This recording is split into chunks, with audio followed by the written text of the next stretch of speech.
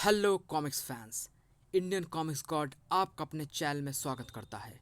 दोस्तों, इस बार मैं आपके लिए लेकर आया हूँ world terrorism series adventure in Japan की चौथी और आखिरी कॉमिक्स सिकाता गा नई का वॉइस ओवर। फ्रेंड्स, इसके पहले की 3 कॉमिक्स रोनिन, कामिकाजे और टोमो का वॉइस ओवर मैंने चैनल में दे रखा है। लिंक मैंने डिस्क्रिप्शन में दे दिया है, आप वहाँ से जाकर देख सकते हैं। तो चलिए दोस्तों, शुरू करते हैं। जापान के धार्मिक संगठन ओम के गुरु कोसिमासा ने बनाए विध्वंसक हथियार। अमेरिका पर हो गया है हमला शुरू। क्या इस बार खत्म होगा अमेरिका या फिर होगा विश्व युद्ध?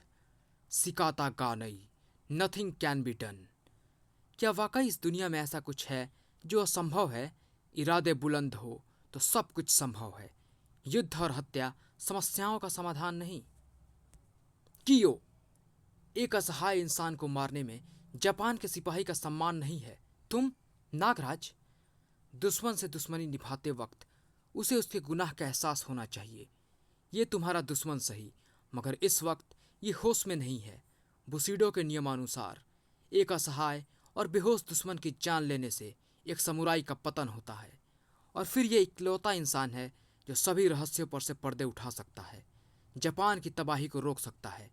मुझे सिर्फ एक जांच कर लेने दो, मैं साबित कर दूंगा कि निर्दोष है। ओह, मेरी सोच सही थी।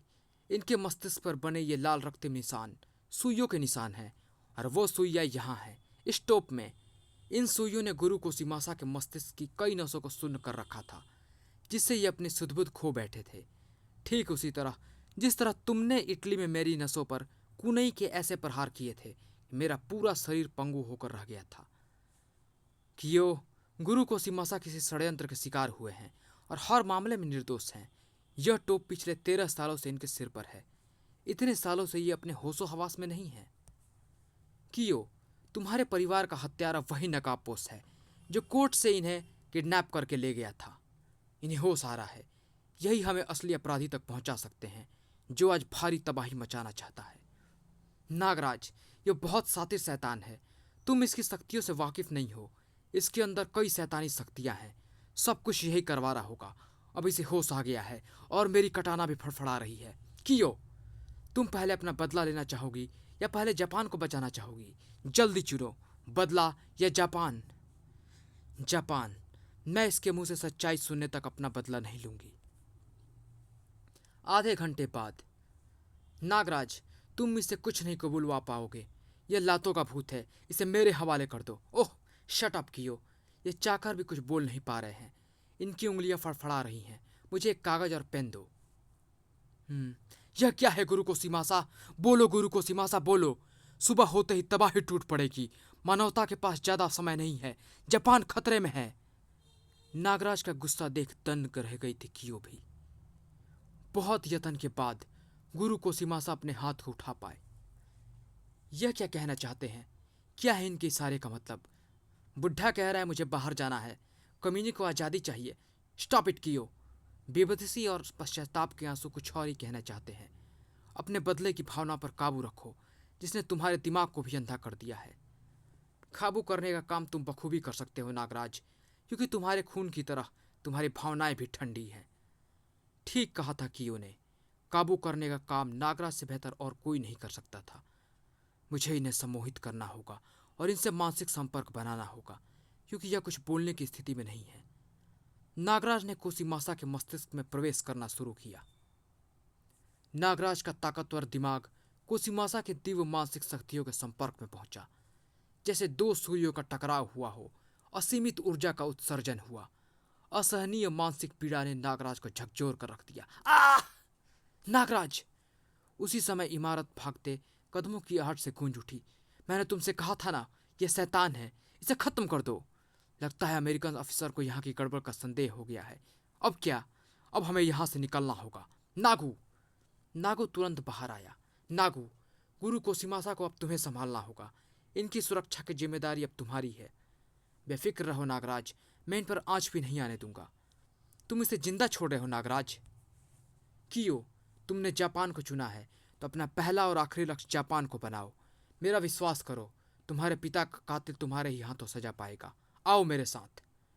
कमरे में घुसा अमेरिकी तूफान।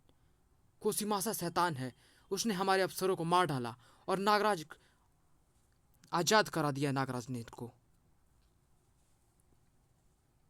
नागराज कियो के साथ उसी बिल्डिंग की छत पर पहुंच चुका था। कियो, इन लकीरों का क्या अर्थ हो सकता है? इनका कोई अर्थ नहीं है नागराज। वह शैतान तुम्हें भटकाना चाहता था। वो कुछ बताना चाहता था। उसने उस दिशा में इशारा भी किया था। यह क्या? जापान का फ्लैग? उस समय तो वहां कुछ नहीं था। हाँ नागराज, ये जापान का फ्लैग निसोकी है। माउंट फुजी पर लेजर द्वारा बनाया गया है। लेकिन ऐसा पहली बार हुआ है। इस आपात स्थिति में जापान सरकार को यह करने की क्या सूझी? शायद मेरा ध्यान भटक रहा है। हमें कोसिमासा के चित्र को डिकोड करना चाहिए, जिस पर लाखों लोगों की जिंदगियां टिकी हुई हैं। नागराज, मैं एक समुराई हूं, एक ड्रैगन फाइटर। इस पहेली को हल करना मेरा काम नहीं है। कियो, एक समुराई जापान का सच्चा सिपाही होता है। एक सच्चा सिपाही तन मन धन से देश पर न्यौछावर हो जाता है। देखो इस चित्र को। तुम जापानी हो। जापान को और जापानी भाषा कांजी को तुमसे बेहतर मैं भी नहीं जानता। तुम इसका अर्थ खोज सकती हो। जापान का सच्चा सिपाही, यही तो कहा था मेरे पिताजी ने मुझे कटाना सौंपते वक्त। उन्होंने अटकते अटकते स्वर में कहा था, कटाना जापान के सिपाही के हाथ में अमर, असमाप्त ऐश्वर्य, शैतान के हाथ में बर्बादी, तबाही। ओह, जापान का ऐश्वर्य, असमाप्त, अमर, बेजोड़ सिपाही तो माउंट फूजी के लिए कहा जाता है। पिताजी घायल थे, पूरा वक्त नहीं बोल पा रहे थे। वो मुझे माउंट फूजी के बारे में बताना चाह रहे थे, लेकिन मैं उनके शब्दों का सही अर्थ नहीं निकाल पाई। माउंट फूजी ही है जापान का अमर सिपाही, जो जापान की सुरक्षा के लिए अडिग है।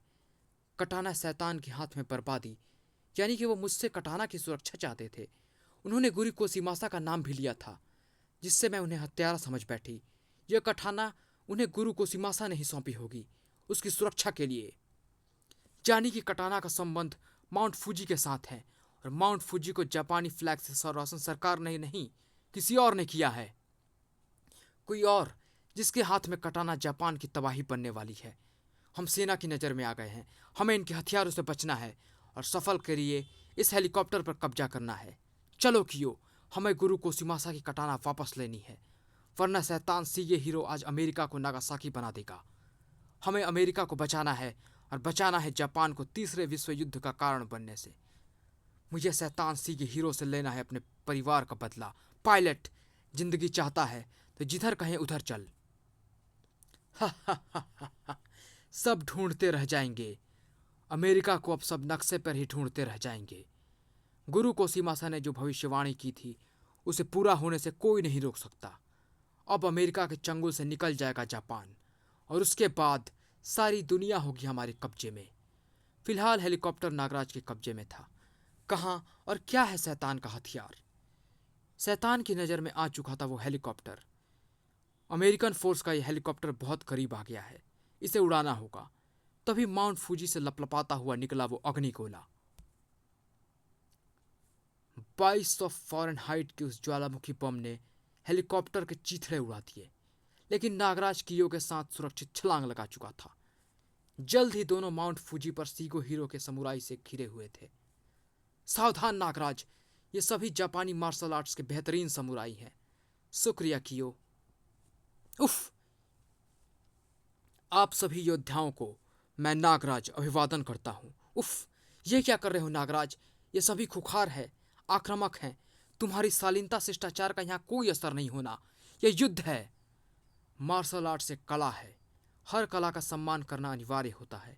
हर समुराई जानता है कि हर चीज़ रई से शुरू होती है और रई से खत्म होती है। जीते जो भी, लेकिन कला का अपमान नहीं होना चाहिए। देखो कियो, एक अकेले मेरे झुकने से हजारों सिर झुक गए। इन्होंने चक्रव्यूह बनाया है।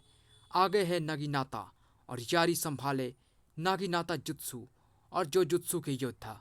उनके पीछे है केन जुत्सु के योद्धा जो कटाना और वाकिजाशी संभाले हैं।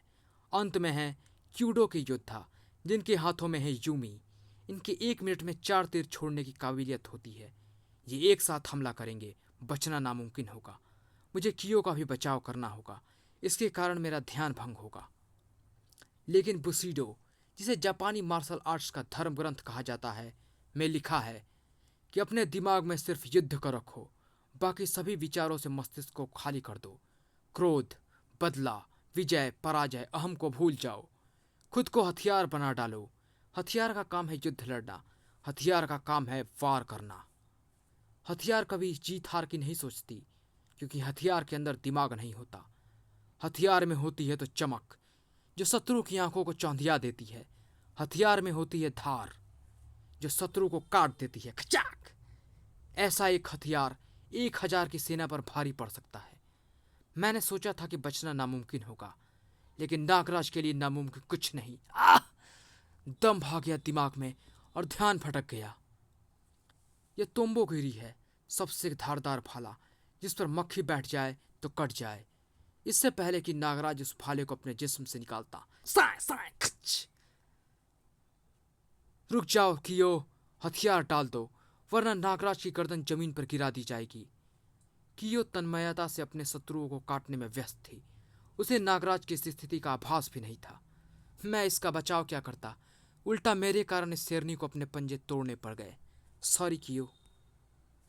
स्वागत है आतंकहर्ता नागराज और ग्रेट कल्ट लॉयर टोमोशोगो की पुत्री कियो का अहिंसा प्रेमी गुरु शिगेहिरो के दरबार में।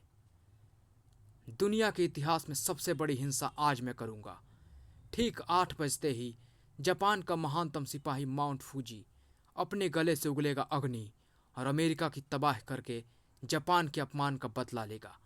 तुम दोनों इस महान नज़ारे को देखने के लिए मेरे विशेष अतिथि बनोगे। शिगेहिरो, एक मौका मुझे दे, मैं तुम्हें यमराज का अतिथि बना दूंगी। ओह, अपने पिता की तरह ही देशद्रोही है तू भी। उसे हमने इतना समझाया, लेकिन वो नहीं समझा। काटना पड़ा, तेरे पूरे परिवार को काटना पड़ा। अमेरिकियों के तलवे चाटने को देशभक्ति समझते हो तुम? मेरे पिता देशद्रोही नहीं थे शिगेहिरो। हमने अपनी जिंदगियां गुजार दी इस सुनहरे दिन के लिए। जापान को गुलामी की बेड़ियों से मुक्त कराएंगे आज हम। देशभक्त था ओम गुरु कोशिमासा, जिसने माउंट फूजी प्रोजेक्ट शुरू किया। देशभक्त था शांतियो। देशभक्त है शिगेहिरो। टोमोशोगो जैसा हर देशद्रोही काट दिया जाएगा। मैंने कहा ना, वो देशद्रोही नहीं थे। जहर बुझी थी कियो की हील। खचाक! वो देश की शान थे, मैं ये साबित करके रहूंगी। सोगो कियो के हाथों में आ चुकी थी। कियो के आजाद होते ही नागराज ने भी सभी को जमीन सुखा दी। कियो कुछ जल्द ही भड़क गई। मैं चाहता था कि पहले शिगेहिरो अपने गुनाह की पूरी दास्तां सुना ले, तब जंग शुरू की जाए। शिगेहिरो के समुराई नागराज और कियो की तरफ लपके। कोई मेरी और कियो की लड़ाई के बीच में नहीं आएगा। मैं इस लड़की को मौका जरूर दूंगा और इसके पिता के पास पहुंचाऊंगा, और तुम नागराज को कियो तक पहुंचाना। शिगेहिरो, अपने पिता के पास मैं जरूर जाऊंगी, लेकिन तेरी गर्दन हाथों में लेकर।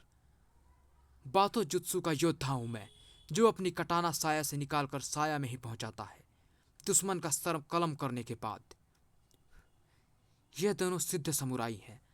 सिद्ध समुराई लगातार 20 दिन तक भी निरंतर लड़ते रह सकते हैं, लेकिन मुझे अपना युद्ध जल्दी समाप्त करना है, क्योंकि 8 बजने में केवल 5 मिनट बाकी है। यहां खतरा जिंदा रहेगा तब तक जब तक जिंदा है शिगेहिरो का एक भी समुराई। खच खच सक सक। मैं अब तक मार्शल आर्ट्स को सम्मान दे रहा था। यह सम्मान और शालीनता इन शैतानों को तो बहुत पसंद आएगी, पर मानवता को मार देगी। मुझे दिखानी ही होगी नाग शक्ति की शक्ति। बहुत दिखा लिया सम्मान। 5 मिनट में मारूंगा 500 शैतान। उफ, ये नागराज तो पूरा यमदूत है। मुझे पहले इसका इंतजाम करना होगा। शिगेहिरो अपने कंट्रोल पैनल की तरफ उछला। बहुत हुआ नागराज। अफसोस कि तू माउंट फूजी का विनाशकारी रूप ऊपर से नहीं देख पाएगा, बल्कि माउंट फूजी के अंदर जाकर देखेगा। और लो, बज गए 8। अब अमेरिका का बजेगा बैंड। अब अमेरिका बनेगा नागासाकी। जो हुआ वो इतना अप्रत्याशित हुआ कि नागराज संभल भी ना पाया और लावा ट्यूब में गिरता चला गया, जहां का 2200 फ़ारेनहाइट से ऊपर का तापमान किसी की भी जान ले सकता था, नागराज की भी। माउंट फूजी से छूट निकले लावा के विशाल गोले, बूम! और न्यूयॉर्क सिटी की सड़कों पर बरस पड़ी थी आग। फका! बूम! बूम! माउंट फूजी हथियार नहीं है, वह जापान का सिपाही है और हमेशा रहेगा। कियो की कटाना आज गुरु ड्रैगो की सारी शिक्षा का प्रदर्शन करने पर उतारू थी। मेरे पिता देश के नियमों और कानून का पालन करने वाले एक श्रेष्ठ पुरुष थे सीगो हीरो। एक समुराई से ड्रैगन फाइटर तक के कठिन अभ्यास का हर एक प्रहार उसने झोंक डाला था। इधर नागराज ज्वालामुखी की बेइंतहा गर्मी को नहीं झेल पाया। वो अपने होश खो चुका था। अब बारी थी उसकी जिंदगी खोने की। अचानक नागराज के जिस्म में तेज झटका खाया और उसका जिस्म हवा में स्थिर हो गया। उसके बेहोश होते ही उसके अवचेतन मस्तिष्क पर हावी हो गया था गुरु कोसीमासा का मानस रूप। तुम्हें कुछ नहीं होगा नागराज, तुम दिव्यात्मा हो, रक्षक हो। तुम वो अवतार हो जिसे प्रलय के दिन विश्व की रक्षा करनी है। मैं गलत था जो खुद को मसीहा समझ बैठा था। कियो गुरु ड्रैगो का पहला और अंतिम आदेश भूल चुकी थी कि एक ड्रैगन फाइटर को कभी भी बदले की भावना से नहीं लड़ना चाहिए। गुरु और उसकी शिक्षा का अपमान करके आई थी वो। चाका भूल गई थी कि अब वो ड्रैगन फाइटर नहीं रही है। दुश्मन उसे उसकी भूल की सजा देने में सक्षम था। तुम बचाओगे संपूर्ण प्राणी जगत के प्राण और जापान का सम्मान। हाँ नागराज, मैं भूल कर बैठा। जापान पर अमेरिका की अधीनता मुझे स्वीकार्य नहीं थी। मुझे लगता था कि उदंड अमेरिका जापान को कभी पनपने नहीं देगा, और यदि कभी जापान ने ऐसी कोशिश की तो अमेरिका जापान पर फिर हमला कर देगा, और तब जापान के पास उस हमले का मुंहतोड़ जवाब देने के लिए कोई आक्रामक हथियार नहीं होगा। मैंने ओम की स्थापना की और कई तरह के हथियारों के निर्माण में जुट गया। मैं वक्त पड़ने पर जापान की मर्यादा की रक्षा के लिए एक उचित और विध्वंसक हथियार बनाना चाहता था, किंतु मैं अपने कोशिशों से संतुष्ट नहीं था। उस दिन जब मैं उससे मिला तो उसका प्रस्ताव सुनकर मैं उसे मसीहा समझ बैठा। गुरु कोसीमासा, मैंने इस प्रोजेक्ट पर गहन अध्ययन किया है। मेरे पास वैज्ञानिकों की पूरी टीम है जो इस हथियार को बहुत शीघ्र डेवलप कर सकती है। यह ब्रह्म हथियार है जिसकी कोई काट नहीं है। हथियार था mount Fuji project. Mount Fuji ज्वालामुखी के लावे का इस्तेमाल ध्वंसक रूप में किया जाना था। इसमें कुछ वैज्ञानिक चुनौतियां थी जिनका निदान उस मसीहा के पास था। उसके पास नहीं था तो केवल बस पैसा, जो मैंने उसे मुहैया कराया। माउंट फूजी प्रोजेक्ट पर दिन रात काम किया जाना शुरू हो गया। जुझारू टीम के अथक प्रयासों के पश्चात जल्द ही माउंट फूजी प्रोजेक्ट तैयार हो गया, जैसे मेरा सपना साकार हो गया था। उस दिन प्रोजेक्ट की समापन पार्टी थी। मैं बहुत खुश था। तभी मसीहा के मुंह से निकले उन शब्दों ने मुझे चौंका दिया। गुरु कोसीमासा, मेरा बरसों का सपना सच हुआ है। वो दिन आ गया जब मैं इन अमेरिकियों से अपना बदला ले लूंगा। धूल में मिला दूंगा, लावे में मिला दूंगा पूरे अमेरिका को। अमेरिका को नागासाकी और हिरोशिमा बना डालूंगा। उसकी बातें सुनकर मेरे सिर में नागासाकी और हिरोशिमा जैसे धमाके गूंज रहे थे। उसकी इस भावना से तो मैं परिचित ही नहीं था। उसने ही मुझे अंधेरे में रखा था। मैं नहीं जानता था कि माउंट फूजी किसी के बदले का प्रहारक बनने जा रहा था। उसकी दुर्भावनापूर्ण बातें सुनकर मैं दंग था। गुरु कोसीमासा, मेरे पिता अमेरिकी थे। 1945 में परमाणु रेडिएशन से घिरे जापान में उनसे जलन करने वाले अफसरों ने उन्हें जबरदस्ती भेजा। मेरे पिता यहाँ आकर बीमार पड़ गए। मेरी माँ, जो कि जापान की सेल्फ डिफेंस फोर्स की मेडिकल टीम में डॉक्टर थी, उन्होंने मेरे पिता का इलाज किया। दोनों में प्रेम हो गया। नतीजा, दोनों ने शादी कर ली। उन्होंने मेरे पिता को मेडिकल ग्राउंड पर वापस अमेरिका भेजने की लाख कोशिशें की, पर नाकाम रही। और एक दिन मेरे पिता ने बीमारी से तंग आकर माउंट फूजी के जंगलों ओकीगहरा में आत्महत्या कर ली। मेरी माँ उनकी मौत से टूट गई। मैंने उन्हें तिल तिल कर घुटन भरी जिंदगी जीते देखा है गुरु। मैं उन दोनों के गमों को भुला न सका। मैंने अपना बचपन और जवानी इसी हथियार का सपना देखते गुजारी है। गुरु कोसीमासा, अब हर अमेरिकी मेरे माता पिता की मौत का बदला चुकाएगा। इन्होंने हर जापानी को एक मंत्र दिया था, सिकाता गा नहीं, यानी कि कुछ नहीं किया जा सकता। अब हर अमेरिकी भी यही कहेगा, सिकाता गा नहीं, यानी nothing can be done. Party खत्म होने के बाद जब वो शैतान माउंट फूजी के कंट्रोल स्टेशन से चला गया, तब उफ, मैंने कभी भी यह तो सोचा भी नहीं था कि यह विध्वंसक हथियार दुनिया को खत्म करने के काम भी आ सकता है। क्या एक दिन यही हथियार दुनिया में प्रलय लाएगा? नहीं, मुझे इसे यही रोकना होगा। मैंने उन सभी वैज्ञानिकों और टेक्नीशियंस को माउंट फूजी कंट्रोल रूम में ही लॉक कर दिया। दरवाज़ा बिना खास चाबी के नहीं खोला जा सकता था। अब कुछ दिनों में माउंट फूजी जैसी खतरनाक हथियार बनाने वाले सभी वैज्ञानिक और टेक्नीशियंस अंदर ही मर जाने वाले थे। माउंट फूजी को चला सकने वाली खास चाबी मेरे पास सुरक्षित थी। मैं वापस अपने आश्रम की तरफ चल पड़ा था। अचानक बहुत सी चिंताओं ने मुझे घेर लिया था। मेरे गैर कानूनी हथियारों के फैक्ट्रीज, जिन्हें मेरा शिष्य सीगे हीरो चलाता था, मुझे उनकी भी चिंता हो गई कि कहीं किसी दिन वो भी दुनिया के लिए या जापान के लिए खतरा न बन जाए। मैंने उन्हें भी बंद करने की ठान ली। मैंने सीगे हीरो को फ़ोन मिलाया। सीगे हीरो, मैं सभी हथियारों के फैक्ट्रीज को तुरंत बंद करना चाहता हूँ। तुम आश्रम पहुँचो। ओम। पहुँचता हूँ गुरु कोसीमासा। ओम।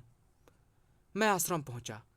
अब मुझे माउंट फूजी प्रोजेक्ट की खास चाबी को सुरक्षित करने की चिंता थी, क्योंकि माउंट फूजी के शैतान को प्रोजेक्ट बंद होने की सूचना जल्द ही मिल जानी थी। उसी समय मेरी एंटी कल्ट लॉयर टोमोशोगो से मीटिंग तय थी। वो मुझसे मिलने आ पहुंचा। गुरु कोसीमासा, मैं ओम की धांधलेबाजी को किसी भी कीमत पर सहन नहीं कर सकता। आपने मुझे यहाँ किस किस लिए बुलाया है?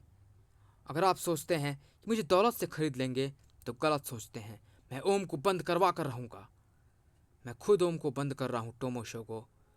तभी आश्रम के मेन गेट पर फायरिंग की आवाज़ें सुनाई दी। मैं समझ गया कि वो शैतान आ गया है। उसने आश्रम में ज़बरदस्ती घुसने की कोशिश की होगी। फायरिंग उसी का नतीजा थी। अब मेरे पास समय कम था। मैंने टोमोशोगो को माउंट फूजी की वो खास चाबी संभालने का निश्चय किया और उसे अपनी कटाना सौंपते हुए मैंने उससे याचना की। टोमोशोगो, ये कटाना सिपाही के हाथ में जापान का भविष्य है और शैतान के हाथ में जापान की बर्बादी। इसे संभाल कर रखना, कभी किसी के हाथ न लगने देना। मैंने उसे तत्काल गुप्त रास्ते से सुरक्षित निकाल दिया। तत्क्षण वहां प्रवेश किया उस शैतान ने। आते ही वो मुझ पर टूट पड़ा। कोसीमासा, मुझे माउंट फूजी की चाबी दे दे। आज मुझ पर शैतान सवार है कोसीमासा। मैं तुझे जान से मार दूंगा। आज मुझ पर भी शैतान हावी था। अपनी 1000 जिंदगियां न्यौछावर करने को तत्पर था मैं।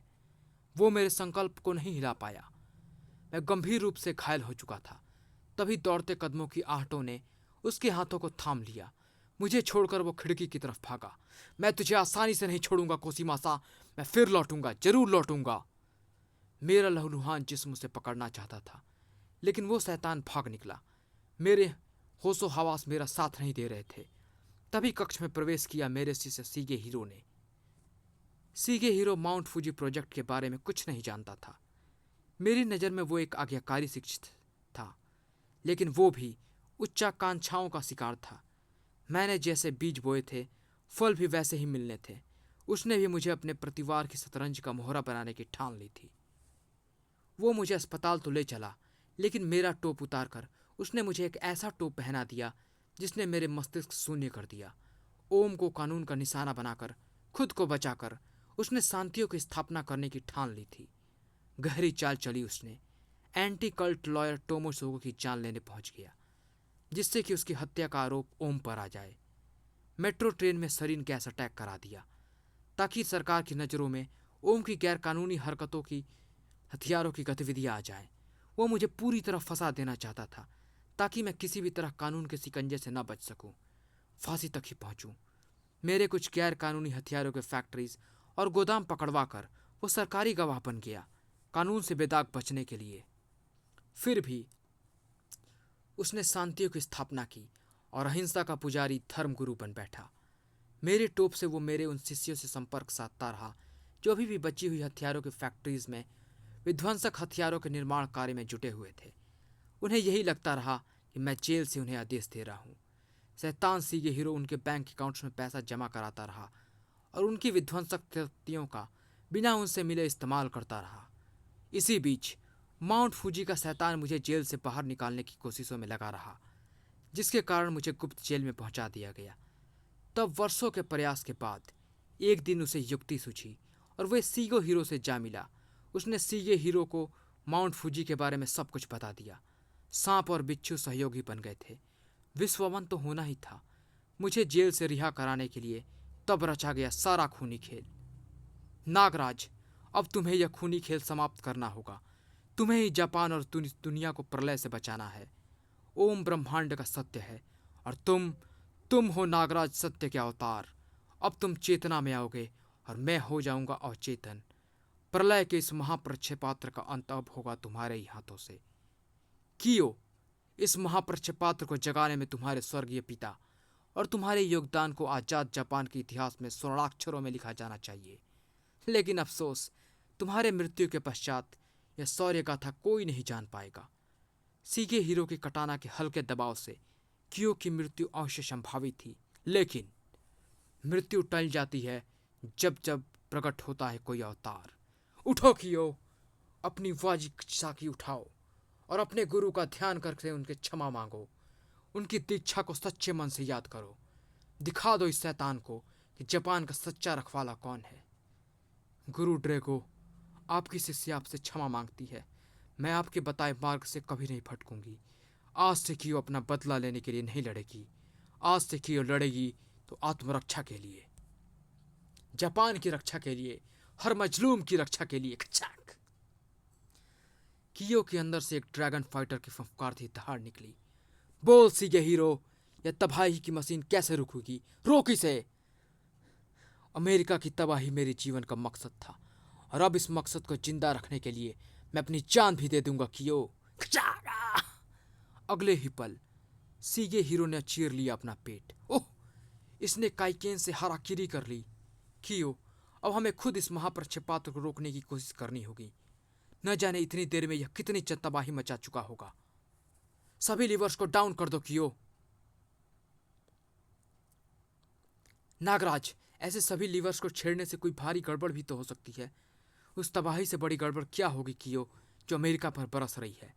मैंने सभी लीवर्स डाउन कर दिए नागराज। मैंने भी यह काम कर दिया है कियो, लेकिन तबाही अभी रुकी नहीं है। तबाही जारी है। हमें यह मशीन तोड़नी होगी। लेकिन उससे तो यह जगह भी तबाह हो सकती है। हाँ, हो सकती है। तुम यहां से निकल जाओ कियो, अपनी जान बचाओ। नहीं नागराज, अब कियो को अपनी जान की परवाह नहीं रही। अब कियो को परवाह है तो सिर्फ और सिर्फ इंसानियत की। मैं तुम्हारे साथ रहूंगी। ठहरो नागराज, मशीन टूट गई, लेकिन माउंट फूजी अभी भी शांत नहीं हुआ। लगता है हम समय व्यर्थ कर रहे हैं। दुष्टों ने पूरा इंतजाम किया हुआ है। यह मशीन बिना इसकी चाबी निकाले बंद नहीं होगी। इसकी चाबी ढूंढो। इसकी चाबी कैसी होगी? इसकी चाबी गुरु कोसिमासा ने तुम्हारे पिता को दी थी, और तुम्हारे पिता को दी थी उन्होंने कटाना, जिसका पता गुरु कोसिमासा से लगते ही उन्होंने तुमसे कटाना छीनी, और तब जिंदा हुआ माउंट फूजी। लेकिन इस टूटी फूटी महाकाय मशीन में अब टोमो कैसे मिलेगी? तुम्हें यह बात पहले क्यों नहीं सूझी? मशीन को क्यों तोड़ा? हाँ, तब मैं जल्दबाजी में था। मैंने सोचा कि लीवर डाउन करने से मशीन रुक जाएगी।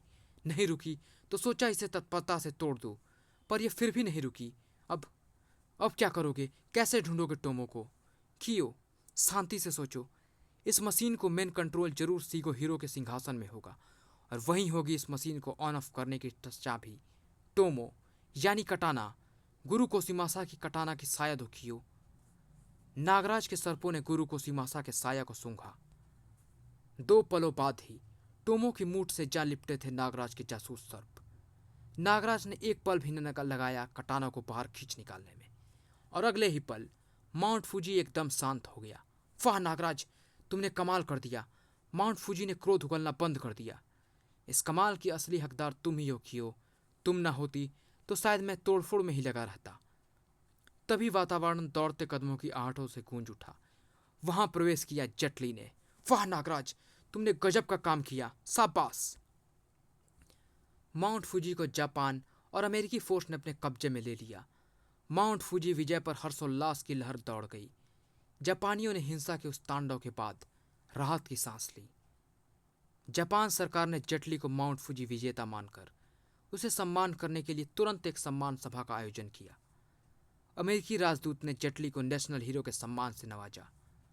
कोके नो मुसे मेड, जापान की नेशनल एंथम ने दिलों में जोश फूंक दिया। नेशनल हीरो बने जेटली की शान ही निराली थी। उसका सीना फक्र से तना हुआ था, गर्दन गर्व से अकड़ी हुई थी। यह बुज़दिल क्या इस सम्मान का हकदार है? इस सम्मान का सच्चा हकदार तो कोई और है। हर देश में हक मारने का यह अन्याय होता है।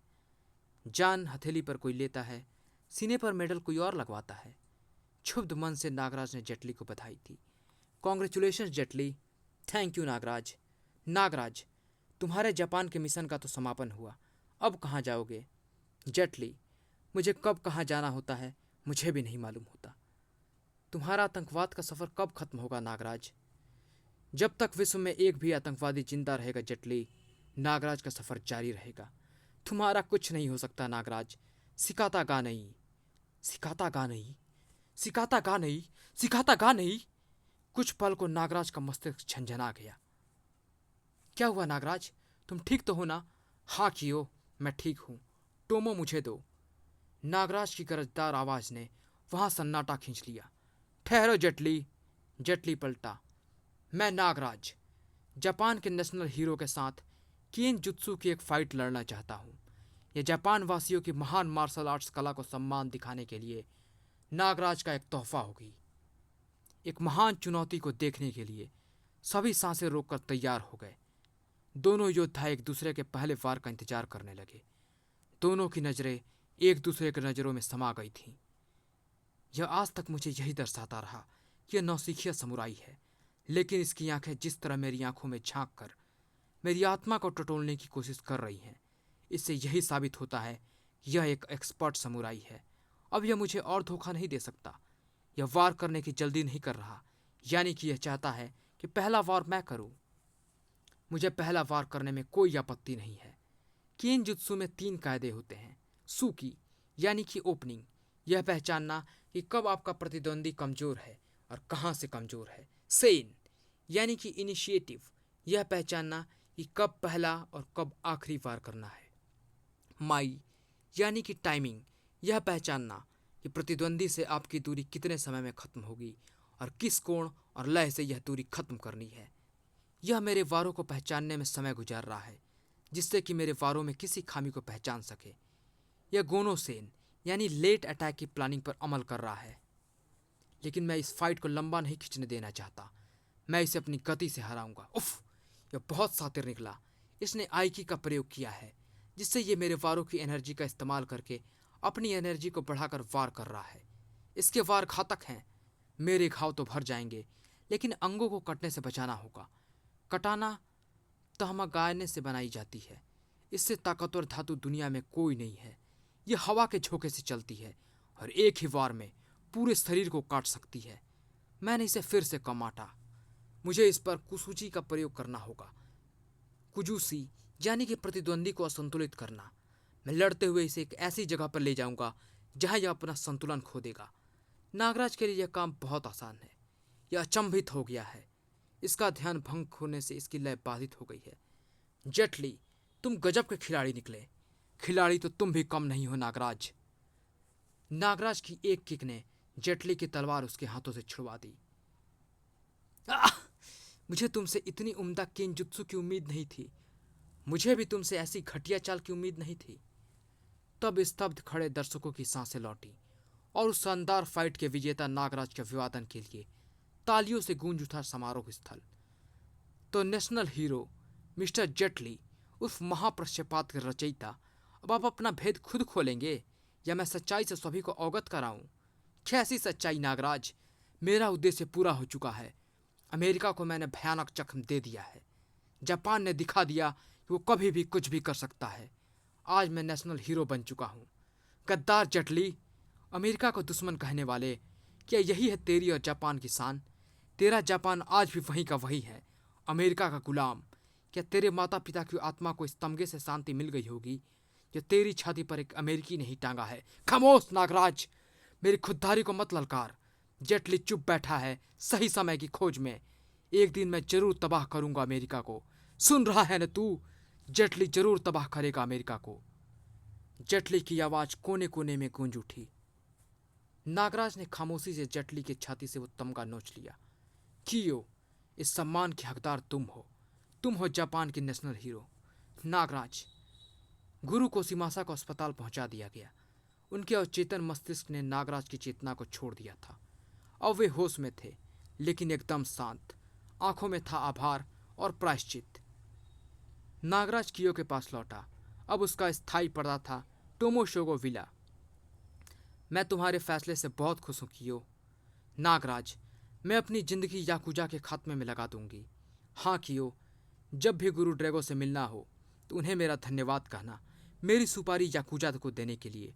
मतलब गुरु ड्रैगो ने तुम्हें जापान बुलाने के लिए मुझे तुम्हारी सुपारी दी थी? मतलब उन्होंने हमेशा कियो का साथ दिया। वो खुद नहीं तो मेरे संघर्ष में मेरा साथ देने के लिए उन्होंने तुम्हें बुलवा लिया। हाँ कियो, गुरु की महानता और उनके सहयोग पर कभी शक नहीं करना चाहिए। गुरु साथ हो तो इंसान कुछ भी कर सकता है। अब तुम खुद को कभी न समझना रोनिन। अब जो आप देखने जा रहे हैं वो दृश्य आपको विचलित कर सकते हैं, लेकिन जो सर उठा रहा है वो आतंकवाद विश्व के रोंगटे खड़े कर देने वाला है। यह वीडियो फुटेज जर्मनी की ऑर्डर ऑफ बेबल नामक ऑर्गेनाइजेशन ने जारी किया है। इस जघन्य नरसंहार के पीछे उनका मकसद अभी एक पहेली है, एक खूनी पहेली। उफ, इन बंधकों की आंखें। यह नरसंहार नागराज के लिए संदेश है। इस संदेश का जवाब देने के लिए अब नागराज को जाना ही होगा जर्मनी। एक नई शुरुआत। समाप्त।